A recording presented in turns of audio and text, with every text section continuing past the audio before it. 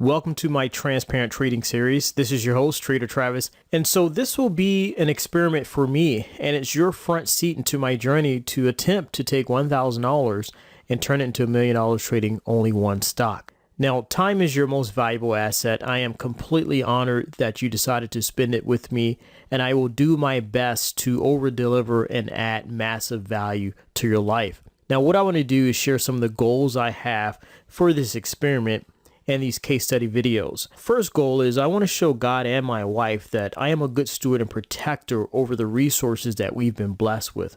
I also want to prove that you can beat the market consistently despite what the experts say. And I also want to prove to you that you can successfully manage your own money without the help of a professional money mismanager. And if you ever had your money managed by a mutual fund manager or another professional, you know exactly what I'm talking about, especially during market crashes. Everything's usually okay as long as the market is going up, but it's when the market goes down is where the pros and the amateurs are separated, is where you truly find out who's a good money manager. Next goal is I want to show that successful trading is not as hard as some people make it. At least in my opinion, my goal is to simplify everything in my life. And honestly, some of the systems I see, they're just way over my head. I'm like, these people made it way more complicated than it needs to be. So you're going to see my simple approach to trading. And I want to show you that you too can have the riches that are abundantly around you. Part of my challenges when I first learned this is I had stinking thinking or poverty mindset. I didn't think earning 30 to 50% on your money a year was possible. I didn't even think doubling your money in a few weeks is possible. But as you'll see through these case study videos, not only is it possible, but you can do it consistently. And lastly, you will see that options are not inherently risky. To me, options are no more riskier than driving a car, but they become risky when unqualified, uneducated, and ignorant people trade them in a risky way. So what I have done in this experiment, again, taking $1,000, turning it to $1 million, trading on one stock. So what I've done just for the sake of my own knowledge and to, kind of show the buy and hold community what's possible by trading options, I've actually traded two portfolios. I will be trading two portfolios.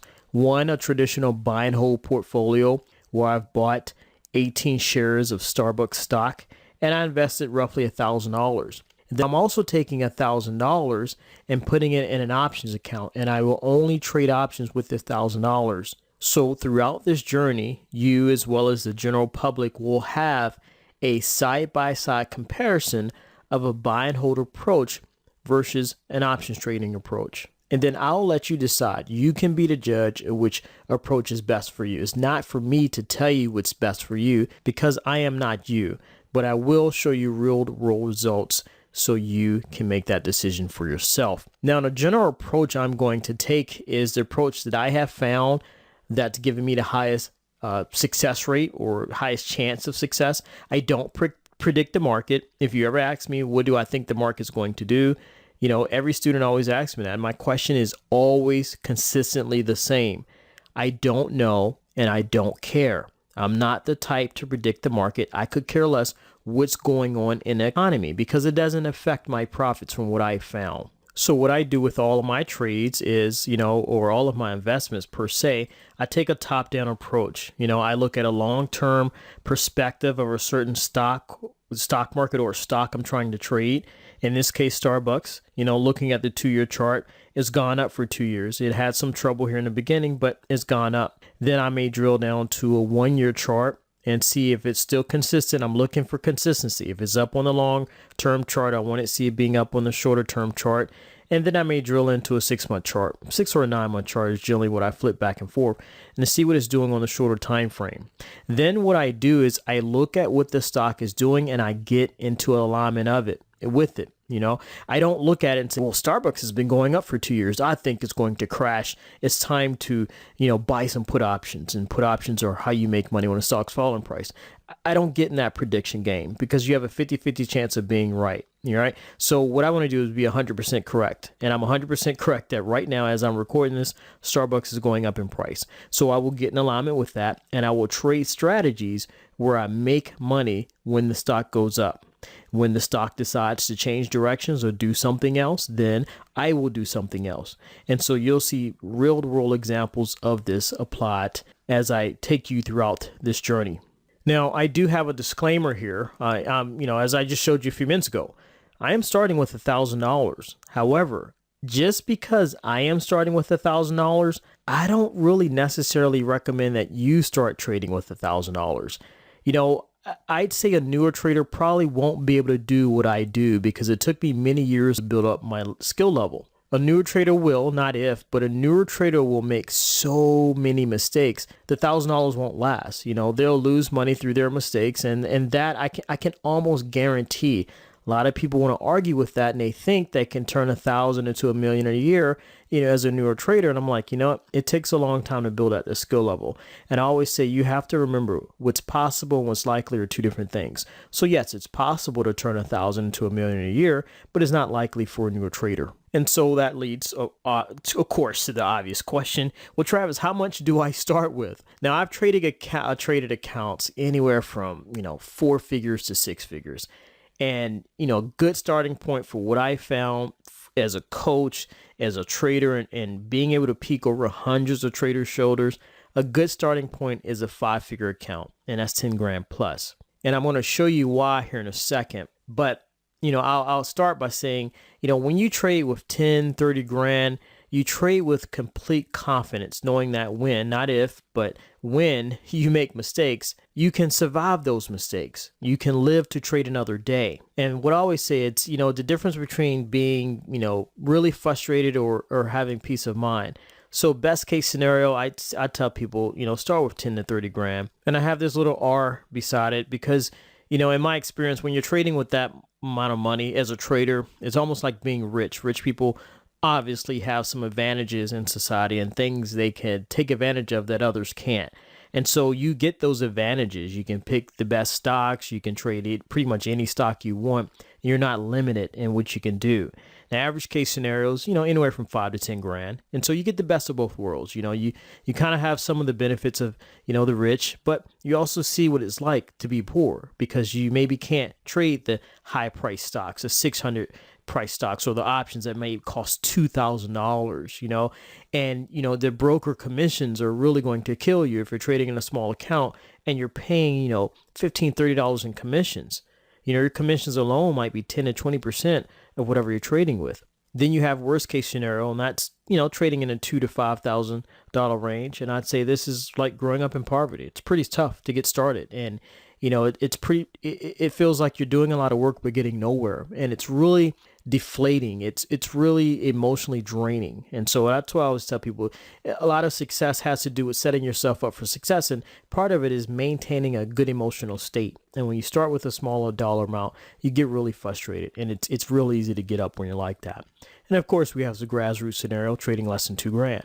And that's what I'm at. I am taking a mile, what they say, walking a mile in someone else's shoes, starting with a small dollar amount. There is a strategic or real reason why I'm only trading with 1,000, which I'll share in another video. But I have a specific reason why I am trading with 1,000. I really didn't have any choice in this situation, which I'll explain in another video. But that's my professional advice as to how much a person should start trading with.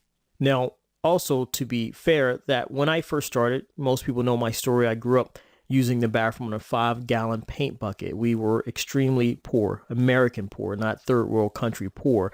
We lived in a house with no running water or bathroom, wealth. And I didn't know anybody that was rich. And so when I learned this skill, I didn't have the money to start trading, with the recommended amounts that my mentor said. And so I wanted this bad enough that I sold my car. I literally sold furniture in my house, and I sold one of my cars, and I took that money and deposited it in my trading account. Now, I'm not recommending you do that, but that's what I did. And it meant that much. I've even had students do the same thing. It all comes down to how bad do you want something, and what are you willing to sacrifice? For some people, the sacrifice might be TV time or, giving up hanging out with their friends, but everybody has to sacrifice something on the road to success. So to sum this up, just remember that option trading is no different than stock trading. You don't need a lot of money to trade with options, okay? You do not need, you can find options that cost $50.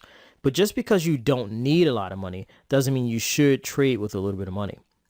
So it's a lot more helpful the more money you start with. So start with as much money as you can. And people see these amounts, they get discouraged. I'm like, don't get discouraged. If you want, get a second job to raise the money, but just develop patience. Paper trade, virtual trade while you're saving up money.